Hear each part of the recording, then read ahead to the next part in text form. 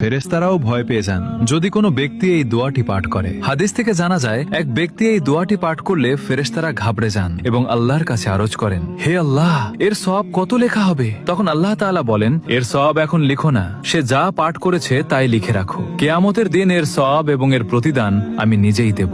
দোয়াটি বলার আগে এই ভিডিওটি যত পারেন শেয়ার করুন। হতে পারে কিয়ামতের দিন এই শেয়ারই আমাদের নাজাতের উসিলা হয়ে যাবে। আর কমেন্টে মাশাআল্লাহ অবশ্যই লিখুন যাতে আপনি দ্বিগুণ সওয়াব পান। দোয়াটি হলো, ইয়া রব্বি লাকাল হামদ কামা ইয়ানবাগি লিজালালি ওয়াজহিকা ওয়া আযীমি সুলতানিকা। তাই দোয়াটি শেয়ার করুন। হতে পারে এই আমলটি কবরের ভেতর আপনার উপকারে আসবে।